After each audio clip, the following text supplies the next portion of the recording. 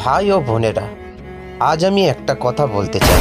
Member সাহেব, কোনো চিন্তা নেই, আপনি আমাদের দেখেছেন, আমরাও আপনাদের দেখব।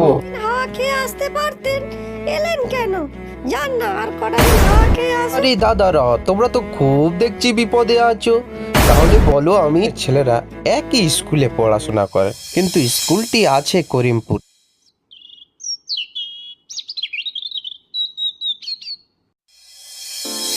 মোহনপুর গ্রাম আর করিমপুর গ্রাম দুই গ্রামই পাশাপাশি। তাদের দুই গ্রামের মধ্য দিয়ে একটি খাল বয়ে চলে গেছে। মোহনপুরের ছেলেরা ও করিমপুরের ছেলেরা একই স্কুলে পড়াশোনা করে, কিন্তু স্কুলটি আছে করিমপুরে।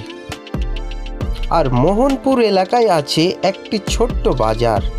সেই বাজারে সবাই মিলেমিশে একই সঙ্গে বাজার করে।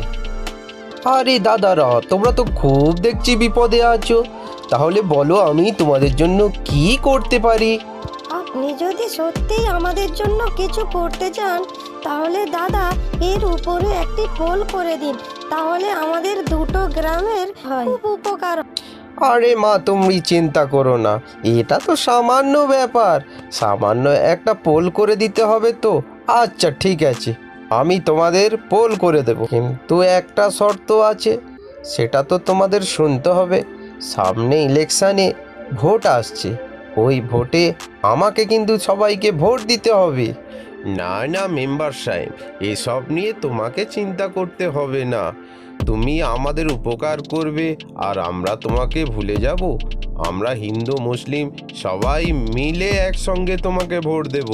এই বলে সবাই সবার বাড়ি সেদিনের মতো চলে গেল। আমি তো আমার কথা রেখেছি। তোমরা কি খুশি হয়েছো? পোল কি পছন্দ হয়েছে? এবারে তোমরা তোমাদের কথা রেখো। তখন সবাই একই সুরে বলে উঠলো, হ্যাঁ মেম্বার সাহেব, কোনো চিন্তা নেই, আপনি আমাদের দেখেছেন, আমরাও আপনাদের দেখব। না না না না, আমি ওসব নিয়ে চিন্তা করি না। আমি তো এই সামান্য তোমাদের উপকারটুকু করেছি। তোমরা এত বছর ধরে আমাকে যে মেম্বার করে রেখেছো, এটাই তো বড় কথা। তবে হ্যাঁ, আমি যতদিন আছি তোমাদের কোনো চিন্তা নেই। এই বলে মেম্বার সাহেব সেখান থেকে বিদায় নিলেন।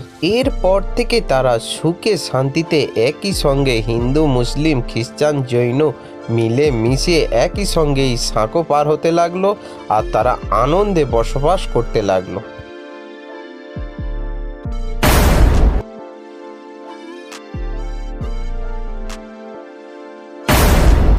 আরে গোটা গ্রামবাসী তো একই সঙ্গে কোথায় চলেছো তোমরা? এই তো রমেশ কাকুর মেয়ের বিয়ে, তাই আমরা সবাই একসঙ্গে বাজারে যাচ্ছি। তো আপনি তো সেই ভোটের সময় এসেছিলেন, আবার ভোট চলে এলো, এতদিন আপনি কোথায় ছিলেন? আরে না না না না না না, আমাকে ওরম ভেবো না। আমি তোমাদের সব সময় পাশে আছি। আমার শরীরটা একটু খারাপ ছিল, তাই আমি হাওয়া খেতে, মুক্ত বাতাস নিতে একটু বাইরে চলে গিয়েছিলাম। আপনি তাহলে 5 বছর বাইরে হাওয়া খেতে গিয়েছিলেন, তাহলে আর কটা দিন হাওয়া খেয়ে আসতে পারতেন, এলেন কেন? যান না, আর কটা দিন হাওয়া খেয়ে আসুন। এই বলে তারা সেখান থেকে বিদায় নিল।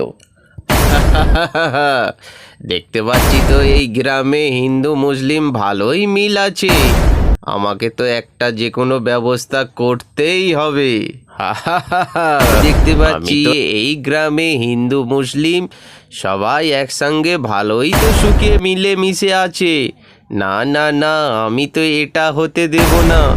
আমি বছরে একবার আসবো আর এখানে আগুন জ্বালিয়ে দিয়ে যাব। এই বলে তমাল সেখান থেকে বেরিয়ে চলে গেল। এরপর মোহনপুর গ্রামে গিয়ে তমাল পুরো গ্রামটাকে দূষিত করার চেষ্টা করছে। এক একজনের কানে ফুঁসিয়ে বলতে লাগলো, ওই মুসলিমরা তো বিষ ছড়াচ্ছে, মুসলিমরা রোগ ছড়ায়, ওই পোলের উপর থেকে ওদের যেতে দেওয়া যাবে না। এটা তো আমাদের আয়ত্তের মধ্যে আছে, আমরা ওদের যেতে দেবো না। এই কথা শুনে মুসলমান লোকেরাও কিছু মানুষ আছে, তারাও বলতে লাগলো, আমরাও আমাদের স্কুলে ওদের ছেলেদের পড়তে দেবো না, আমাদের গ্রামে তো আমাদের স্কুল আছে। বেঁধে গেল তুমুল ঝামেলা। আমরা যেতে দেবো না, আমরাও যেতে দেবো না, এই সব আমরাও যেতে দেবো না। রাজু আর মোশে দুজন দুদিকে দাঁড়িয়ে দেখছিল আর চিন্তা করছিল কি করা যায়। তারা সিদ্ধান্ত করলো এই সমস্ত কথা তাদের মাস্টারমশাইকে বলবেন। রাজু আর মুশিবুল মাস্টারমশাইকে সব কথা খুলে বললেন, কাদের জন্য এসব গন্ডগোল হচ্ছে তাও বললেন। এই সকল কথা শুনে মাস্টারমশাই বললেন, আরে না না না, এটা হতে দেয়া যাবে না, আমরা এটা হতে দিতে পারি না। আমাদের এই সুন্দর গ্রামটাকে আমরা সবাই মিলেমিশে থাকি, এটা আমরা নষ্ট হতে দেব না। দেখি আমি সবার সঙ্গে কথা বলে কি করা যায়।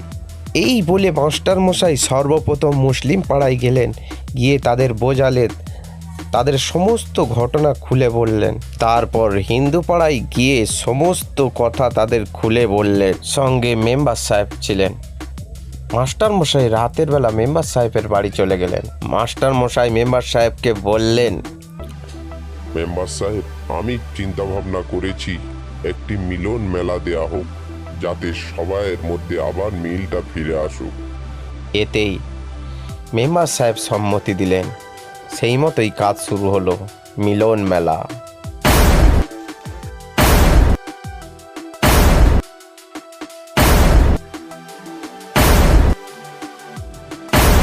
কিছুক্ষণ পরেই মেম্বার সাহেব উঠলেন স্টেজে, উঠে কিছু বক্তব্য রাখলেন সবাইয়ের উদ্দেশ্যে।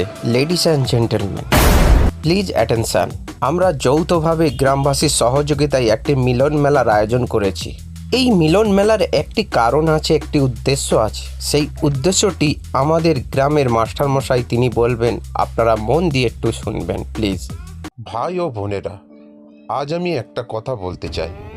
দুনিয়া জুড়ে অনেক সময় বিভেদ সৃষ্টি করা হয়। কেউ বলে হিন্দু, কেউ বলে মুসলিম, কেউ বলে খ্রিস্টান বা জৈন। কিন্তু সত্যি কথা হলো, এই ভারতবর্ষের স্বাধীনতার জন্য আমরা সবাই একসাথে লড়েছি। মুসলিম নেতা মৌলানা আবুল কালাম আজাদ, উলামা, হাজারো নাম, নানা মুসলিম যোদ্ধা শহীদ হয়েছিলেন, যাদের নাম আমরা জানি না। হিন্দুদের মধ্যে মহাত্মা গান্ধী, সুভাষচন্দ্র বসু, ভগৎ সিং, লালা রাজপথ রায়, ওনাদের অবদান ইতিহাসে অম্লান। খ্রিস্টান মিশনারি, শিখ গুরু, জৈন সাধুরাও পিছিয়ে ছিলেন না। সবাই একসাথে এক পতাকার নিচে দাঁড়িয়ে ব্রিটিশদের বিরুদ্ধে লড়াই করেছেন। তাহলে আজ আমরা কেন বিভেদ করি? স্বাধীনতা আন্দোলন যেমন আমাদের এক করেছে, তেমনি ভ্রাতৃত্বই পারে আমাদের ভবিষ্যৎ গড়তে। আমরা কেন নিজেদের মধ্যে হিন্দু মুসলিম লড়াই করব, বিভেদ করব? যারা এই বিভেদ ছড়াচ্ছে, যারা হিন্দু মুসলিম লড়াই করার জন্য চেষ্টা করছে, তাদের আমরা সবাই হিন্দু মুসলিম খ্রিস্টান জৈন মিলে তাদের আমরা তাড়াবো। এই দেশকে আরো আগিয়ে নিয়ে যাব। আমরা এই দেশকে আমরা ভালোবাসি, আমরা ভারতবাসী। এই দেশের আমরা কোনো ক্ষতি হতে দেব না। আমরা হিন্দু মুসলিম শিখ জৈন সবাই একই সঙ্গে, যেমন আগে মিলেমিশে ছিলাম, এখনো একই সঙ্গে মিলেমিশে থাকবো। সবাই আমরা ভাই ভাই। ধর্ম আমাদের পরিচয় না, আমাদের পরিচয় হলো মানুষ, আমাদের পরিচয় হলো মানুষ, আমাদের পরিচয় হলো মানুষ। সঙ্গে সঙ্গে হিন্দু মুসলিম খ্রিস্টান জৈন যত মানুষ এই মিলন মেলায় ছিলেন, সবাই একই সঙ্গে করতালি দিলেন, আরও উৎসব আরও জমে গেল। ছোট্ট বন্ধুরা, আমাদের এই গল্পটি পুরো দেখার জন্য অনুরোধ করছি। পারলে আমাদের এই চ্যানেলটি সাবস্ক্রাইব করে দাও। আর তুমি কোথা থেকে এই গল্পটি দেখছো, তোমার নাম ও ঠিকানা লিখে দাও। আগের গল্পে যারা আমাদের এই ভিডিওয় কমেন্ট করেছিল, তাদের নাম দিয়ে এবারে আমরা গল্প তৈরি করেছি। তোমারও যদি নাম দিতে চাও, তাহলে তোমার নাম অতি অবশ্যই কমেন্ট করে জানিয়ে দিও।